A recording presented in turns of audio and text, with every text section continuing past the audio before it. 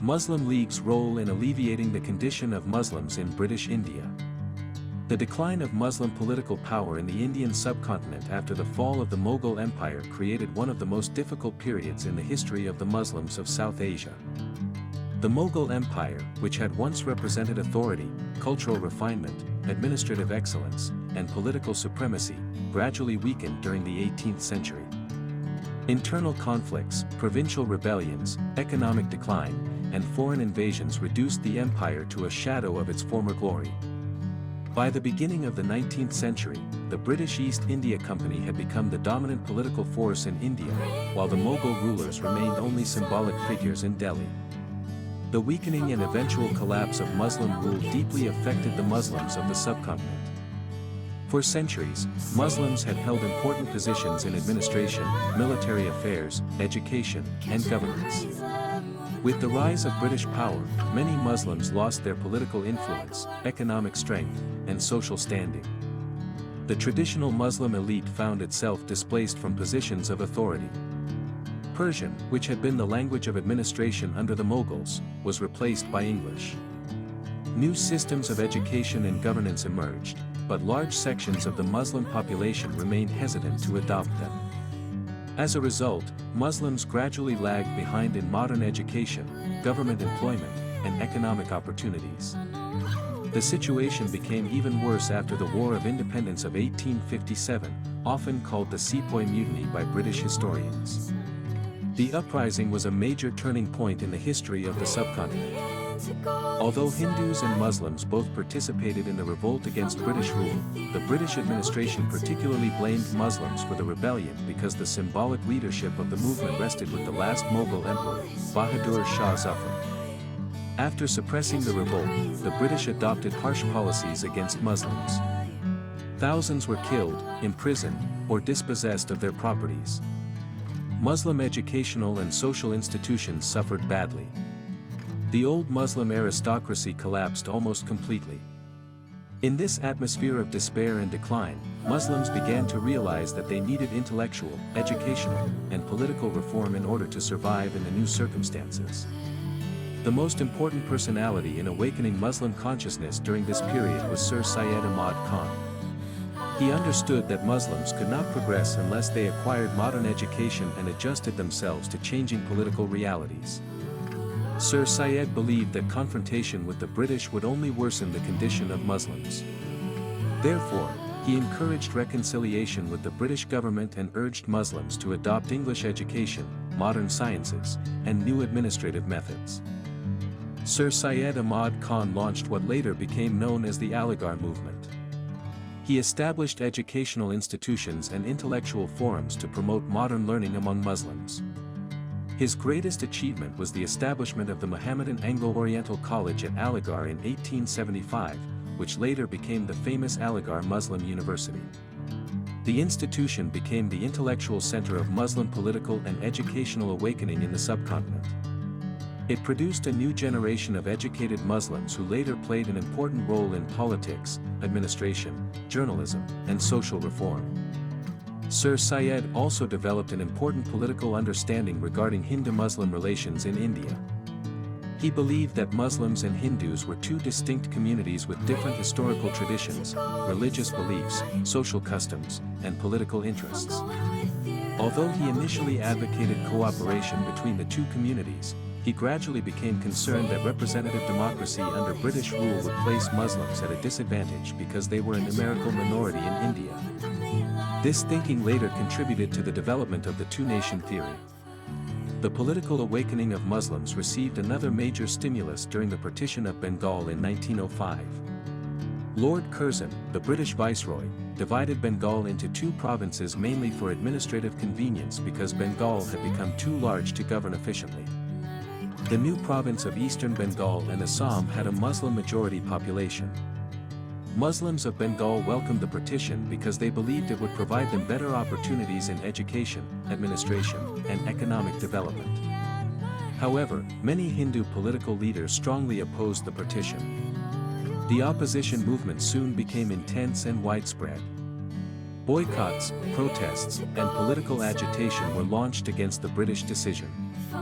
Eventually, under pressure from the opposition movement, the British government annulled the partition in 1911. The annulment deeply disappointed Muslims. They felt that their interests had been sacrificed due to political pressure from the Hindu majority. This event had a profound impact on Muslim political thinking. It convinced many Muslims that they needed a separate political platform to safeguard their interests. As Muslim political consciousness increased, Muslim leaders realized the need for an organized political party. Consequently, the All India Muslim League was established in December 1906 at Dhaka. The creation of the Muslim League marked a historic milestone in the political history of the Muslims of the subcontinent. Its early objectives included promoting loyalty to the British government, protecting Muslim political rights, and encouraging understanding between Muslims and other communities.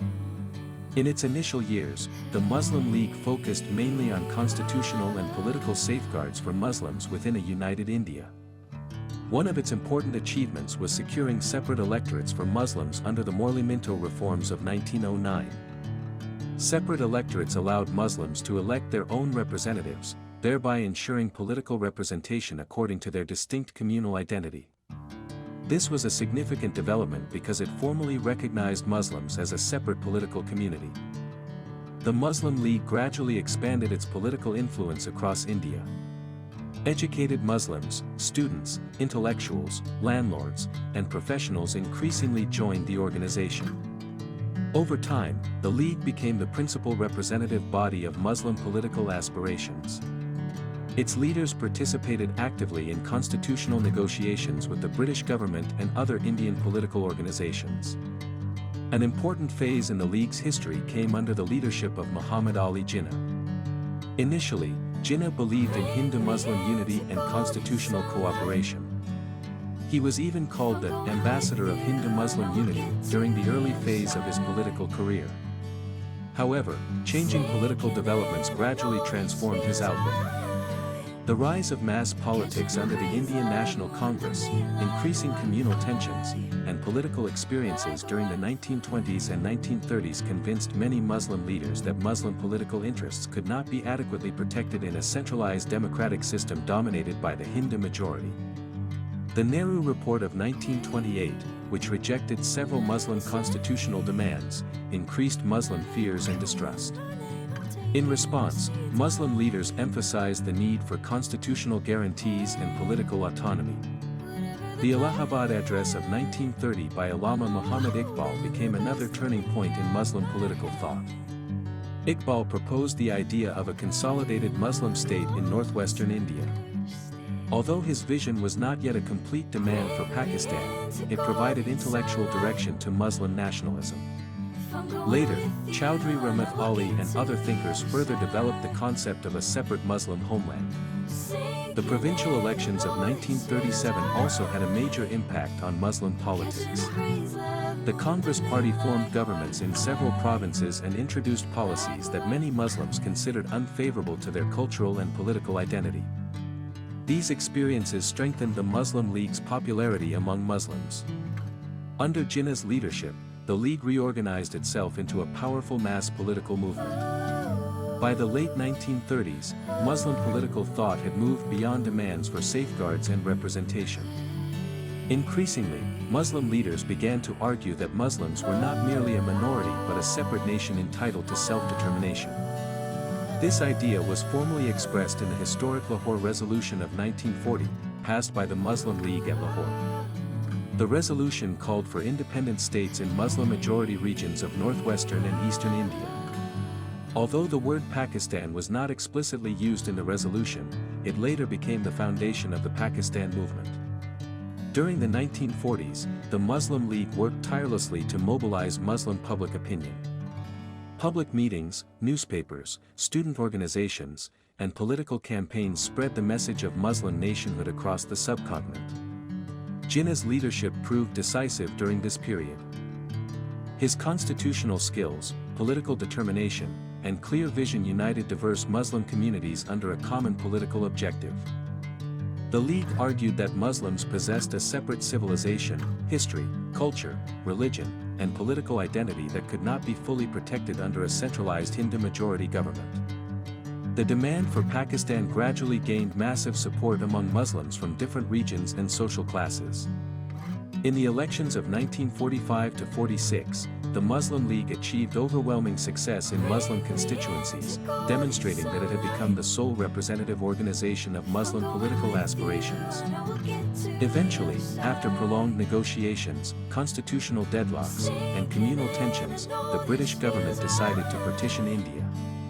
On August 14, 1947, the independent state of Pakistan came into existence. The creation of Pakistan marked the culmination of decades of Muslim political awakening, constitutional struggle, and organized leadership. The role of the All India Muslim League in this historical process was immense and decisive. It transformed a politically weak and socially demoralized community into a united political force. Beginning with demands for educational progress and constitutional safeguards, the League gradually developed the idea of Muslim nationhood and self-determination. Through constitutional politics, political organization, and visionary leadership, it guided the Muslims of the subcontinent from despair and decline to the establishment of an independent homeland. The story of the Muslim League is therefore not merely the history of a political party, it is the history of Muslim political awakening and the struggle for identity, dignity, and self-governance in South Asia.